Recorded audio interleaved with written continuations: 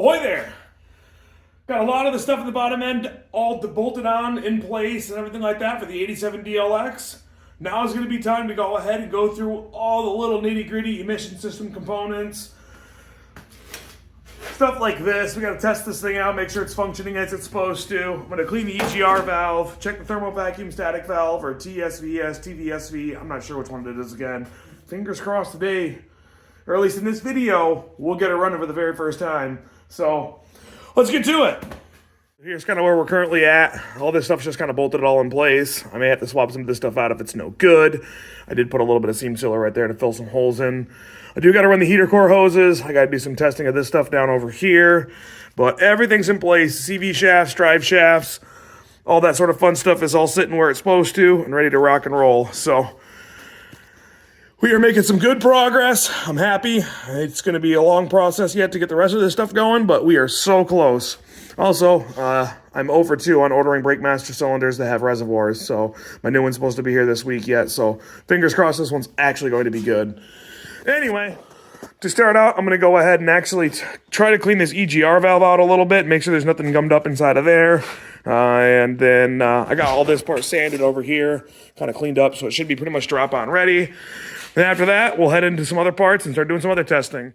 Robert Walker has a very good video on YouTube of how he cleans these out. There's no way I'm going to do any better than he does. So I'm just going to go ahead and kind of copy what he does in that video. Pull this thing out. We'll try to get it all cleaned up. There we go. That's all off. There's 2, presumably 12s right there.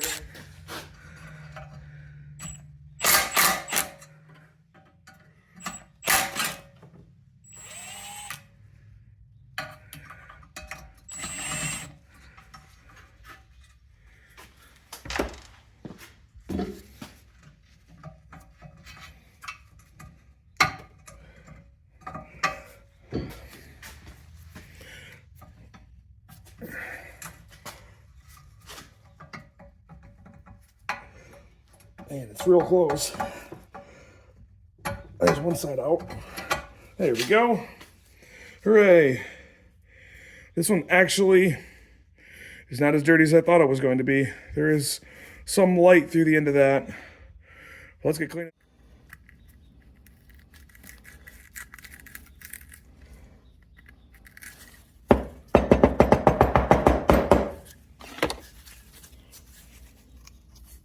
So I've been trying to kind of keep a little bit of a collection of what I'm pulling out of this thing as I'm cleaning it out. This is the stuff I've got so far, and I've only been at this for a minute or two. I just got this little tube off the side right here. I ended up heating it up a little bit and then using a pair of vice grips to get the end off. So I'm going to try to shove some wire through this. Robert Walker in his video shows heating it up with a torch and then kind of banging it on a bench, which that will probably end up being the route I go, but we're going to try this for fun. Okay, well, that took a little bit longer than I anticipated, but this is, well, a majority of the crap. There's stuff all over my bench, all over the place, and the floor. There's even like bigger chunks and spots on the floor. But anyway, with help of parts cleaner, aerosol or aerocroil, compressed air, and then a little bit of wire tie right here, I managed to get this thing opened up and free.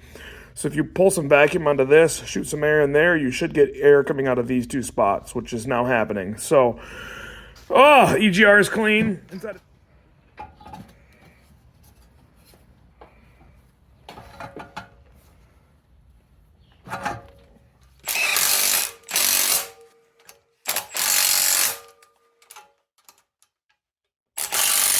Throw this on here.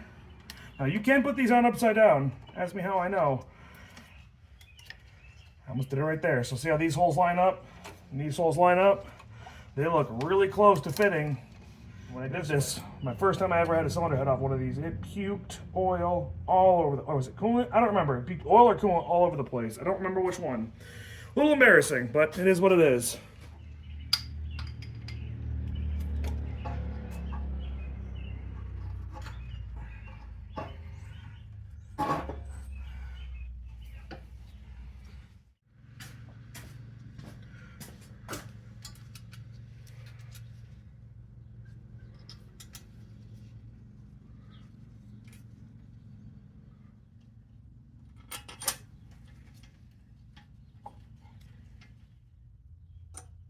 shaft lobe.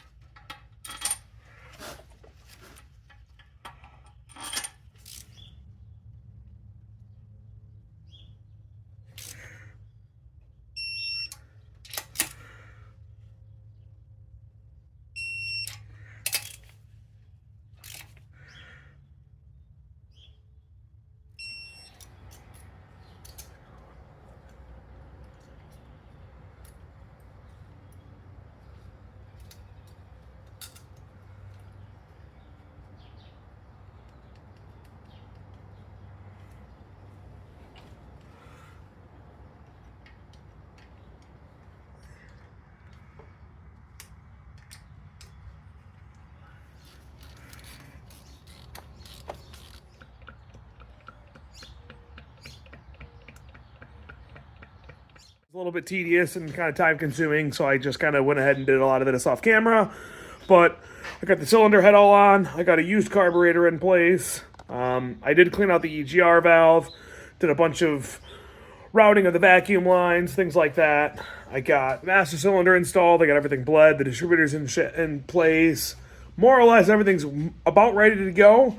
I need to go ahead and bleed the brakes, and then I'm going to go ahead and drain this gas tank, get this gas tank all clean. All right, so we're underneath the rear end of the car right now. Thankfully, these cars do come with a gas tank drain, so we're gonna go ahead and pull that out. Do not use an impact wrench when doing this, at least not an electric one, because gasoline and sparks are gonna cause a bad time. This is a 3/8 drive, so I gotta go get a big 3/8 ratchet. There we go. Wolf. This gas smells atrociously bad.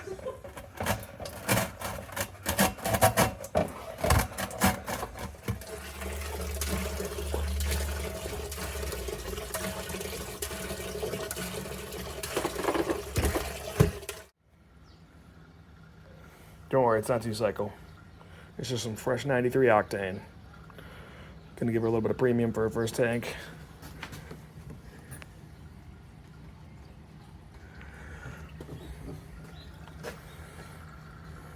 All right, well, I think it's probably time for the first start. Not officially yet. We're gonna go ahead and build some oil pressure in there. There's a good chance we're going to run into a lot of little teeny tiny issues. I do not have the water pump, alternator, or anything like that hooked up at this moment in time. I just kind of want to make sure that the timing's actually fairly correct, make sure that it actually runs and wants to idle before I go ahead and just put all the covers and everything like that back on it. So let's go ahead and build some oil pressure, then we'll get the distributor hooked up. We'll get the power hooked up to the distributor, I should say, and then we'll see if she runs. Fingers crossed, let's see how this goes.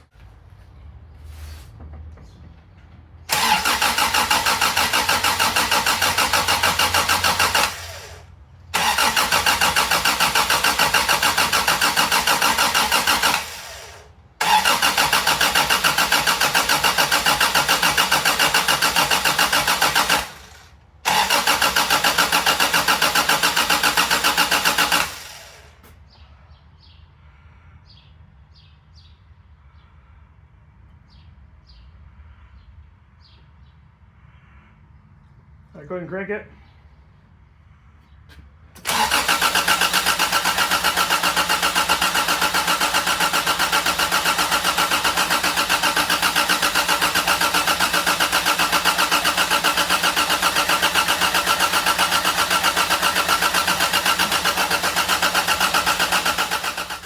All right, now go ahead and crank it and let off.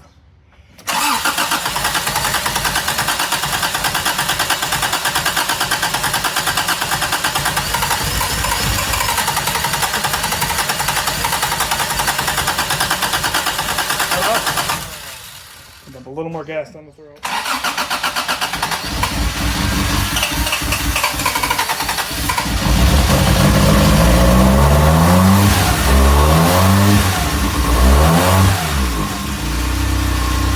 Turn the starter back. I think the starter was staying engaged.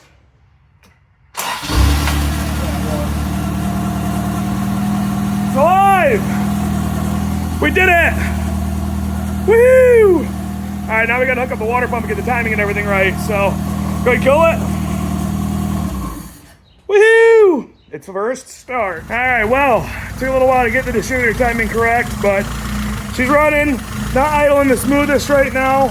I still need to tweak with some settings in this carburetor, get things dialed in a little bit better, but she's running. Oh, this is great news.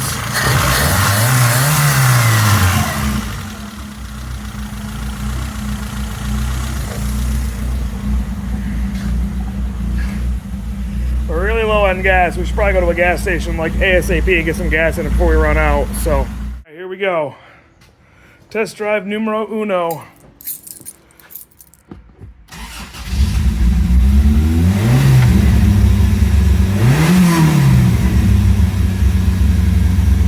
Idling a little high, but we may have a vacuum leak or something.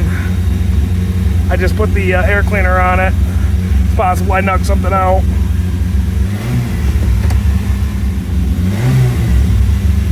Snappy though, which is good. All right, first gear, here we go. Oh yeah, I have no power steering hooked up.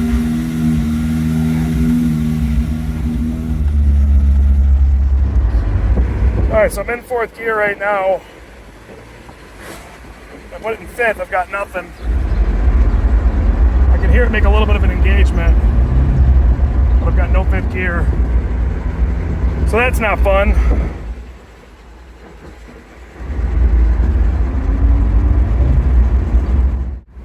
Alright, here we go. Fifth gear. Nothing. Engagement in fourth. A lot of torque in fourth. Fifth gear is just blank. Huge bummer. But oh well. Alright, well, back on the test drive. I would say it's a success because we made it back home and that's a huge win.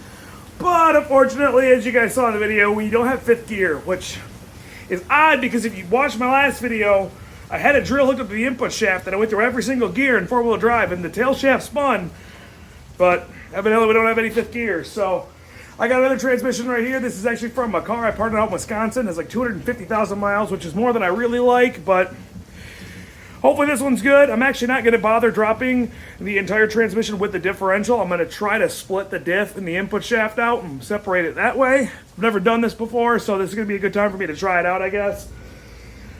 So I'm letting this thing drain right now. I got to go chase down some seals because the seal right here in the tail shaft is leaking because it is full of oil. So I'm going to go ahead and chase some seals down. I got to get another output shaft seal, which again, major bummer, but hey, it is what it is. I'm going to swap out all the sensors out because these I just kind of ripped the cables out. But oh well, that transmission will probably be able to get rebuilt. Huge bummer, but that's how it goes sometimes. That's the project car life. So we'll get her going sooner than later. So let's go see if I can't find some seals. We'll reseal some of this stuff, and then we'll go ahead and drop the transmission out and get this one inside of here. And fingers crossed, we'll have fifth gear after this.